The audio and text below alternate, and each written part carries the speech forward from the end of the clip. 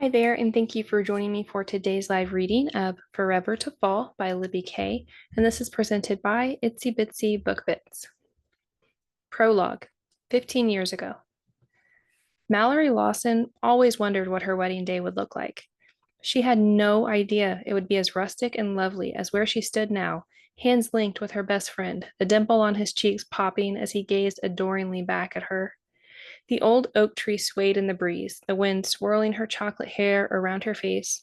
The feeling of cool grass tickled her toes, and a few insects flitted around her bare legs. But none of that mattered. She was marrying Beckett Fox, and the world could swallow her whole, and she wouldn't notice. I do, Beckett said, sliding a ring onto her left hand. The metal was solid and cool against her flushed skin, and Mallory imprinted the moment to memory.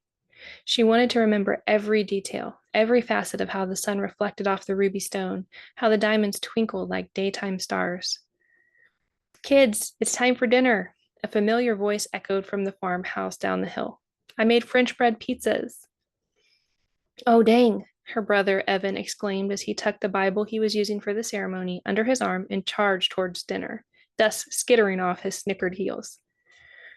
Mallory tried not to let it bother her that she hadn't gotten to kiss her husband yet, but she tried not to dwell. She was on the cusp of becoming a teenager. There would be time for those logistics later. Beckett didn't follow his friend, instead, staying close to Mallory. Um, he said, voice trailing off. His eyes darted all around them, from their clasped hands to the house in the distance and the leaves rustling overhead. I guess we should, like. His words faltered, hand lifting to scratch the back of his neck. Finally, his gaze snagged hers and he smiled. Mallory was familiar with Beckett's smiles. He had one for Evan when they were playing baseball and running around in the dirt. He had one for his grandparents when Gramps would tussle his red hair and tease him. Another for his Gram when she made his favorite apple cupcakes. Then there was the smile he flashed her now, slightly crooked and showing the gap in his teeth. Mallory's own grin reflected from Beckett's glasses, the frames never sitting quite right on his nose. We should? She asked, her tiny heart hammering in her ribcage. In her dozen years on the planet, she never felt so nervous, so alive.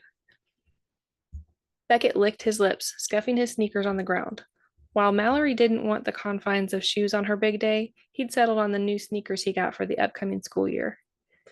Kiss, he blurted out, his cheeks and ears immediately turning crimson. Even his smudged glasses couldn't hide his hopeful yet embarrassed expression.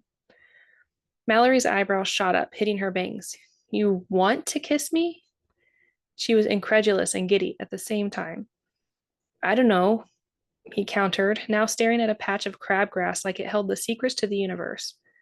To, make it official? He kicked the spot on the lawn, careful not to get his shoes dirty. Mallory glanced down to the ring on her hand, her favorite trinket in all the world. It sparkled like an oasis in the desert. Yes, she said with more confidence than what she felt.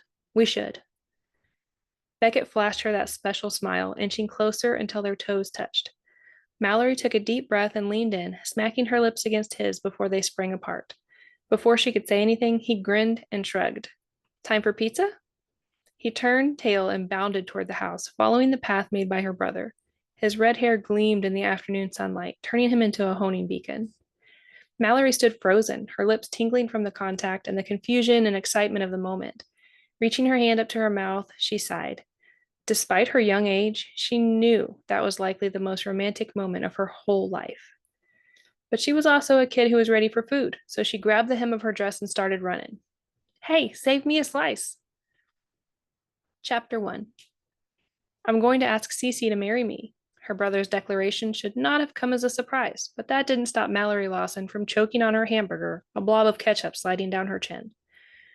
Dabbing her face with a napkin, Mallory collected herself before asking her brother for the dirt. When? Evan leaned back in his seat, his own burger completely forgotten. He crossed his arms over his chest and stared down his sister. When? Geez, Mal, I was expecting a little more enthusiasm. He flapped his hands between them. Really? When? Hopefully, CeCe will be a little more excited. His lips dipped in a frown, and Mallory hated that she was the cause. Her little brother was her best friend, and while they loved to tease each other, Mallory would take a bullet for the man sitting in front of her. She had no doubt he would do the same. Holding her hands up, she said, "In my defense, I thought you brought me out here to talk about our plans for Mom's birthday. Telling me you're going to pop the question is a big freaking deal." After lowering her hands, she balled up her napkin and tossed it onto her plate. Despite her excitement, she felt a tug in her gut she wasn't ready to decipher. Could it be indigestion or jealousy? It was anyone's guess. "I'm aware, but come on, this can't be a surprise." Evan picked up his soda and drained its contents in one gulp. She'd kill to have his metabolism. Mallory studied her burger, now cooling and half eaten. It wasn't that she was surprised or even upset by her brother's announcement. He and CeCe had been dating for well over a year, and they'd been friends for longer than that. They clicked together, like the last two pieces in a puzzle, and she couldn't think of a better couple to walk down the aisle. The trouble wasn't the person Evan wanted to legally bind himself to, but the fact that it was her brother, her little brother, who was a year younger and already settled down. She would never begrudge him his happiness, but it certainly made her feel like an old maid, and Mallory hated how surly she must look. Squaring her shoulders, she met Evan's gaze and started over. "It's not a surprise, and I think it's a great idea." Finally relaxing, Evan grinned and leaned closer. "You do?" Mallory waved off Evan's question. "Of course I do. CeCe is one of my favorite people, and you two are clearly made for each other." Evan's smile only grew at her words, and she started to feel better. The world didn't make sense if her brother wasn't smiling. He had this joyful, easygoing manner about him that was so contagious, the CDC had ranked him as an infectious disease. The waiter came by with their check, which Evan promptly swiped off the table. "I've got this," he told a protesting Mallory. "I just signed that contract for the website for the law firm off Main Street." Reaching out, Mallory yanked the slip from his grasp and stuck out her tongue. "I just got a raise at the hospital. Save the money for the ring." Evan snatched the slip back and tucked it into his jacket pocket. "I'm using Nana Lawson's ring, so I don't need to save." His statement brought Mallory up short, her dinner doing somersaults in her stomach.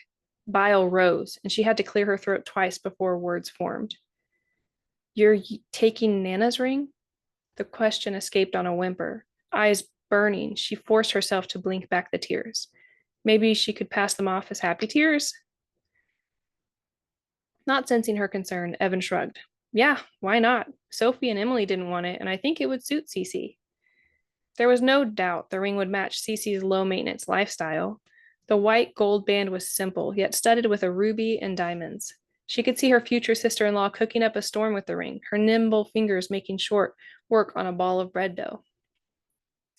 Yet there was something hanging in the air between them, words left unsaid that made Mallory flinch. What Evan wasn't saying, what no one wanted to admit, was that Mallory didn't have any prospects of her own. Usually undeterred by her single status, she now felt like expired milk left to curdle in the refrigerator. Their Nana had left the ring to her grandchildren to use as they saw fit. She knew her elder sisters wouldn't want the ring as they both had different tastes and didn't respect the tradition of wearing a family heirloom. On the other hand, literally, Mallory had often borrowed the ring as a girl and performed fake wedding ceremonies. One time she married her teddy bear, Mr. Beanie, while another time had her Barbie wear the ring as a necklace for her wedding to Ken.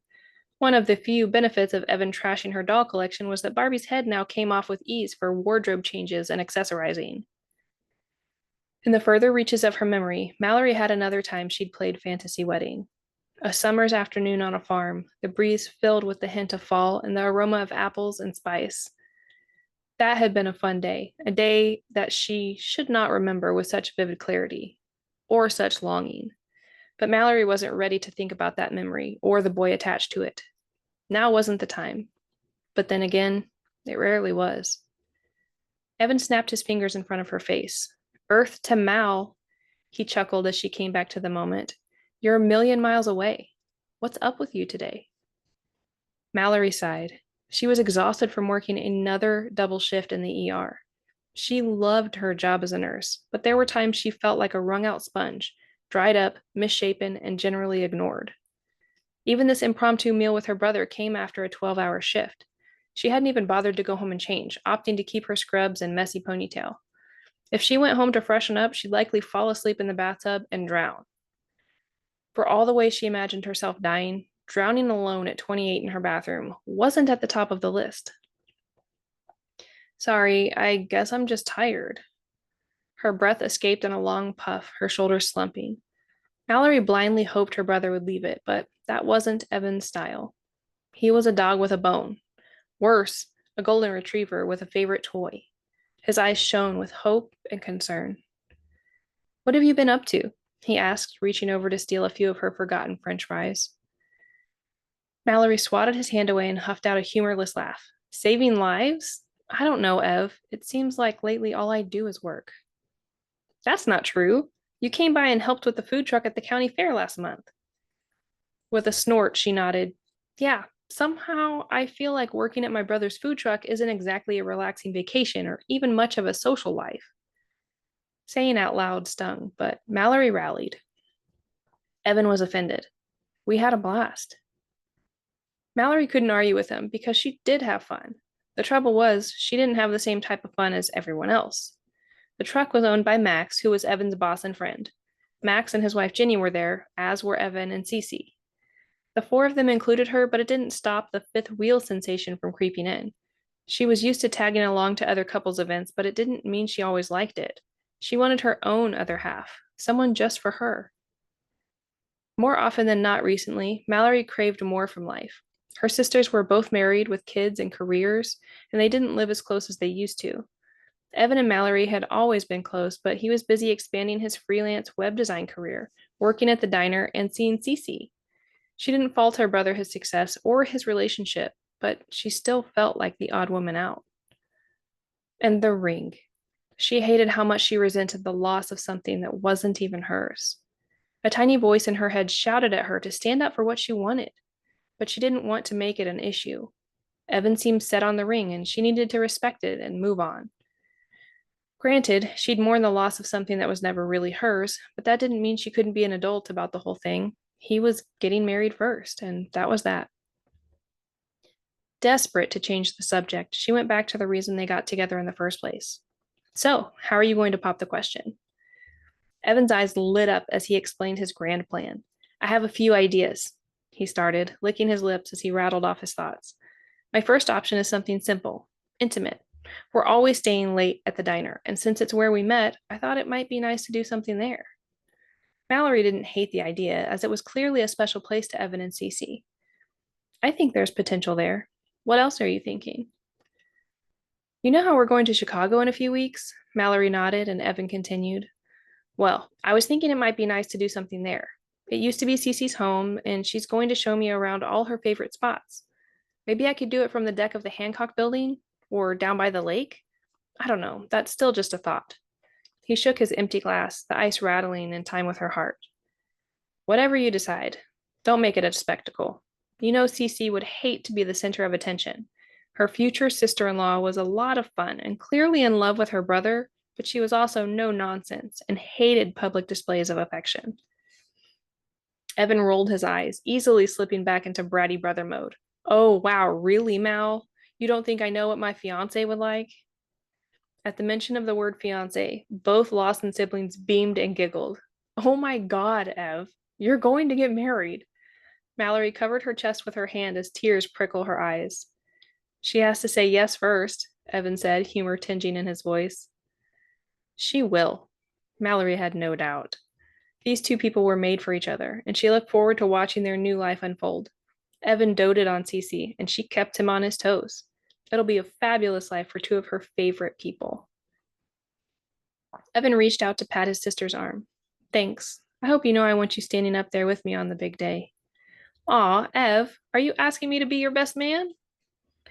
Blanching, Evan pulled his hand back and rubbed at the back of his neck. Well, I was thinking of asking Foxy to be my best man. We've been friends forever, and I thought it made sense to have him up there. Watching his sister's face fall, he hastened to add, but you're right. Gender stereotypes are BS, and I should be able to have a woman up there with me. Besides, CeCe hardly knows Foxy. Every mention of Foxy, or Beckett Fox as he was known by everyone else on the planet, felt like taking a punch right to the solar plexus. You're asking Beckett? Saying his name brought a flush to Mallory's cheeks. and a sense of dreaded anticipation coursed through her. She covered her nerves by chugging her water. God, she wished it was something stronger. Yeah? I mean, of course, Foxy would kill it. That is, if you don't mind. I assumed you, Em, and Sophie would be busy with girly things with CeCe. Foxy can handle the bachelor party and all the crap I don't even know to think about. It all made sense. Naturally, it did. But that didn't stop Mallory from gasping for air. Every second spent thinking and talking about Beckett took months off her life. The reasons didn't matter, but they were justified. Because since they were kids playing around his family farm, Mallory had been utterly in love with Beckett Fox. From his lopsided smile and crooked glasses to how funny and sweet he was, Mallory had fallen for Beckett years ago and learned how to hide her feelings. You didn't date your brother's best friend, and you certainly didn't fantasize about what would have happened if you ever saw each other again. Nope, definitely not. After clearing her throat past the growing lump, Mallory asked, "And where does Beckett live now?" She prayed it was somewhere remote and far away, like Arizona or Siberia. But Evan quickly burst that bubble. "He's actually just got a place in Buckeye Falls." Mallory didn't hear a word after that. Her ears rang like she was in a church bell tower. Beckett was back in central Ohio, and suddenly her girlhood crush didn't seem so simple. How would she function knowing he was around? They would breathe the same air, walk the same streets. Buckeye Falls wasn't that big, so they were bound to run into each other. Beckett was coming home, which meant Mallory had to put her heart into witness protection. Beckett Fox dropped the last of the boxes onto the floor, his back aching and his face covered in a sheen of sweat. His glasses slid down his nose for the fifth time in as many minutes, and he cursed himself for not wearing contacts. To save a few bucks on moving, he'd opted to skip the moving crew in favor of free labor that only lifelong friends could provide. As he came up behind him, Beckett heard Evan drop a box and huff out a sigh. Man, if we're this exhausted now, imagine when we're in our 30s. Lifting his shirt up, Evan dabbed at the perspiration on his brow. Once he'd plodded toward the kitchen, Beckett snagged 2 beers from the fridge and handed one to Evan. They clinked bottles before falling back onto the couch, which was still covered in plastic wrap. The couch made a squeaky sound as Evan got comfortable. "Thanks for coming and helping me out, Wallace." Evan smirked at his old nickname and took a long pull from his beer. "Anytime, Foxy." Surveying the mess around them, Evan quickly amended. "Well, maybe not anytime soon." He grimaced as he shifted again on the couch. "I think I pulled a muscle I didn't know I had." Beckett chuckled as he sipped from his beer. It had been a long few months, and he was relieved to finally be in his own space again. "Hopefully, this is my last move for a while." He thought of the big empty house he used to share with his grandfather and bit back a grimace. It was time to put it on the market, but he wasn't ready yet. Some places were too important. Some memories were too important. Over the last months, Beckett had watched his role model and only living relative wither away before his eyes. Cancer had taken every ounce of strength Gramps had, but it never dulled his spirit or sense of humor. During one of his last lucid nights, he'd called Beckett into his room. This wasn't unusual, but his request was. "I want you to do me a favor, son," Gramps had said between coughing fits punctuated with bloody handkerchiefs. He'd covered his mouth and heaved again, and when Beckett saw the red spots, he felt weak and powerless against the disease eating his Gramps from the inside. The man before him was a mere shadow to the vibrant, joyful man of his memory. Beckett squeezed his hands into fists and fought a surge of tears. He wanted to stay strong even up until the end. He could fall apart later. He would fall apart later. "Anything, Gramps." Patting his grandson's balled fists, the older man pulled himself upright and met his gaze. Lately, his green eyes had been glassy, fogged over from months of chemo and medications. But at that moment, they were crystal clear and laser focused on Beckett. "I want you to find your other half and settle down. When I'm gone, there's no reason for you to stay in this old house alone. Go out, find your girl, and make a life for yourself." Shaking his head, Beckett feared the old man had lost it. "I don't have a girl, Gramps." Beckett hadn't even had a date in over 2 years. From Gramps' diagnosis and treatments to working overtime to pay all the bills, he barely had time to catch up with friends, let alone find a girlfriend. Well, and there was the other reason, but he wasn't dwelling on that now. Don't play coy with your old grandfather, he'd chided. We all know you do. Forcing out a laugh, Beckett tried to lighten the mood. I want to know what new meds Nurse Flannery is giving you, because I want some. It doesn't seem fair that you get all the fun. He winked, feeling anything but playful. I'm talking about the Lawson girl, Gramps said with more force than Beckett had heard in months. Color drained from Beckett's face at the mention of Mallory. To say he hadn't thought about her in a while was a lie so big it threatened to consume him. But he wouldn't stew on that now. Barely able to speak, he asked, What do you mean? Emerald eyes staring into his soul. His grandfather confirmed Beckett's suspicions. Mallory, of course. I want you to find her and figure it out. Figure it out? Gramps nodded vehemently. Gramps, Mallory is a friend, not the New York Times Sunday crosswords. The term friend did not fit Mallory. For starters, they hadn't seen or spoken to each other in ages, not since his grandmother's funeral when he'd mucked it all up. When college was done, both went in search of their own futures. The biggest reason they hadn't seen each other was because of who Mallory was, his best friend's sister. He would never do anything to jeopardize his friendship with Evan, even if it did break his heart. But that didn't mean Beckett didn't screw things up when he had the chance, a reality he was still trying to avoid. What didn't make sense now was Gramps' insistence that he find Mallory. To his knowledge, he'd never shared his true feelings about her to anyone, least of all his grandfather. Pulling himself to standing, Beckett stepped back toward the door. I'm going to find your afternoon pills, okay? You can find all you want, but you must listen to me. I don't have a lot of time left, but I need to know you're taken care of. Misunderstanding, Beckett gestured over his shoulder to his grandfather's desk. Stacked neatly in the center of the desktop were stacks of legal documents.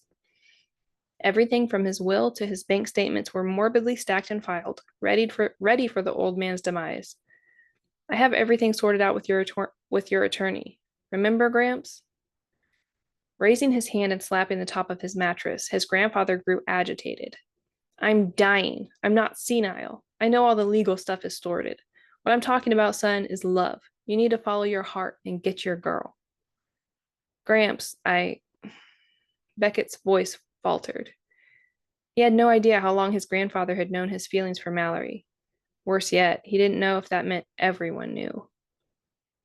Your grandmother saw it first, back when you were children. Resting his head back on pillows, Gramps stared up at the ceiling, as if watching a movie, his eyes darting all over the exposed beams. I remember she found you two playing out back, holding hands and singing a little song. She told me you'd met your soulmate, and I wasn't going to argue. His grandfather's story shook Beckett, who stumbled back to his perch on the edge of the bed. Soulmate? Cutting his hand through the air, the older man continued. Your Gram, bless that woman, was a romantic.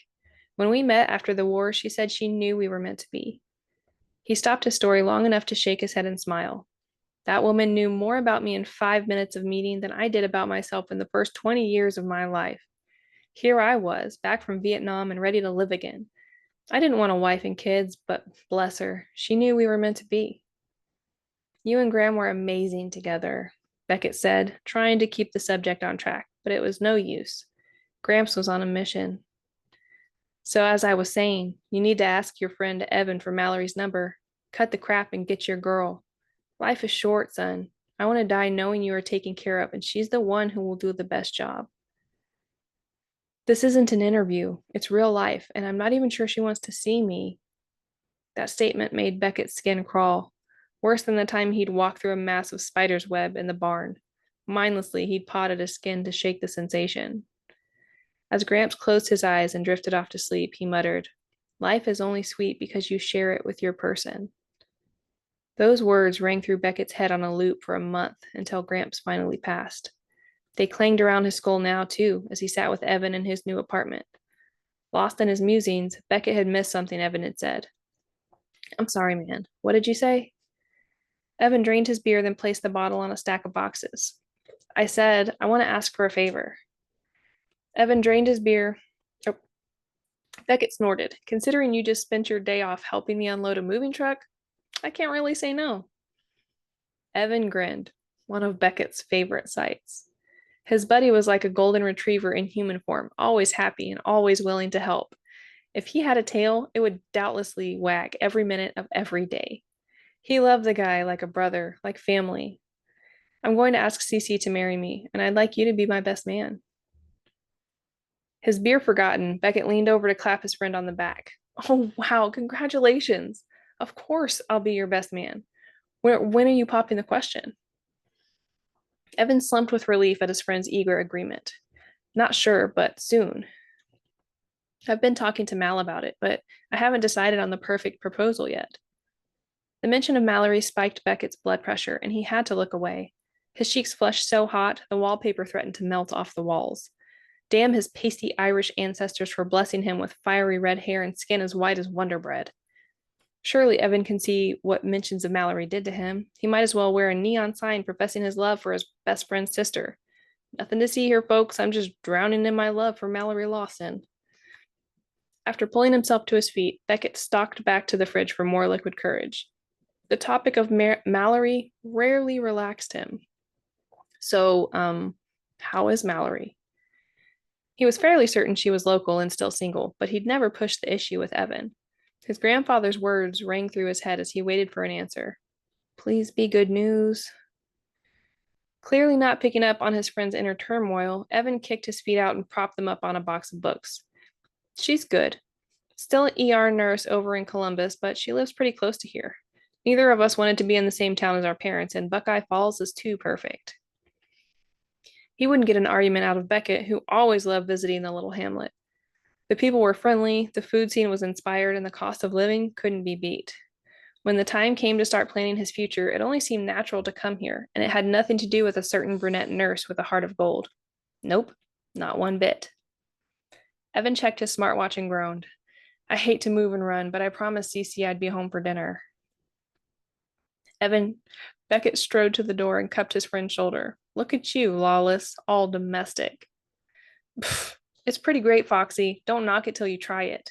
He bounded toward his car, spinning on his heel before getting behind the wheel. Hey, how do you feel about a little housewarming in a week or two? You could meet some of the other Buckeyes. It could be fun. Since he was currently speaking to his only local friend, Beckett could not disagree with Evan's logic. Sure, sounds fun. Great, I'll get Mal on it. You know how she loves to plan a party. With a final wave, Evan got in his car and drove away. Beckett went back inside and flopped back on the couch. After yanking off his glasses, he rubbed his face and pondered his decision to move here. Did he make a mistake by coming here? Could he live in the same town as Mallory and not be a lovesick fool? He didn't think so, but he also knew he couldn't stay away forever. Gramps' words rang through as he drifted off to sleep on the couch, surrounded by dozens of boxes and forgotten beer bottles.